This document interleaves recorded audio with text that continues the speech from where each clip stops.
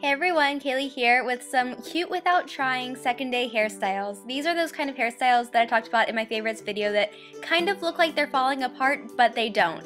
I think you guys will really love them. They're really easy and quick to pull off, and they look cute. So we're gonna go ahead and start off with this braided down do. First, you're gonna start at your front hairline and make a Dutch braid going backward. If you have bangs or fringe, you can choose to include them and get them out of your face, or leave them down and do this a little further back for a more bohemian look. Make sure to do this a little bit looser because you definitely want it to look nice and organic. There are two things I love about this style. First of all, it's a great way to get your hair kind of up and out of your face, and second of all, it can work on any hair length, so you can even do this if you have short hair. Braiding short layers can be difficult, but it can be done, so just keep practicing.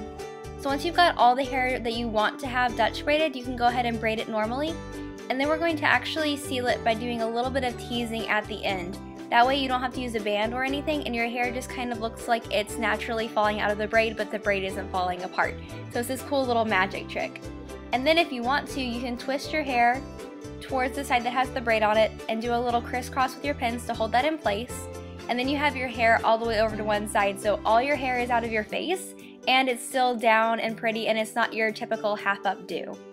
So now for this loose braid. This is actually the hair that I was wearing in my most recent favorites video that a lot of you guys requested.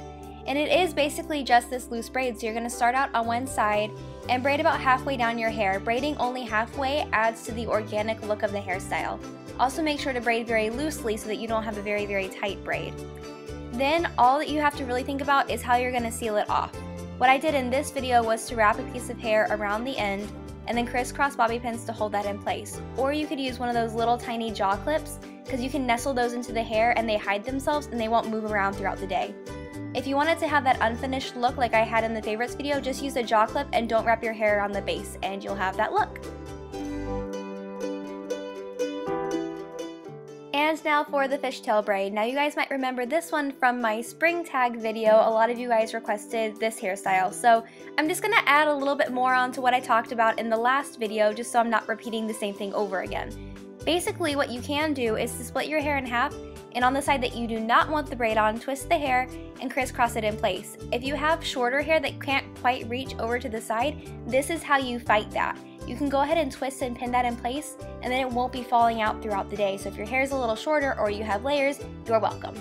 So now you're going to complete a fishtail braid, and if you don't know how to do that, I will link a tutorial that I have from a long time ago in the description box. Another thing that you have to keep in mind here is just to keep it a little bit looser. That makes the fishtail just a little bit more current. Another thing that this hairstyle and the one before it are great for is when you're running out of the house and your hair is not all the way dry. When I'm in a hurry, I get my roots dry and then I go ahead and braid them like this, and nobody ever knows, and my hair will just dry in the style and it will just stay messy, and it kind of works out.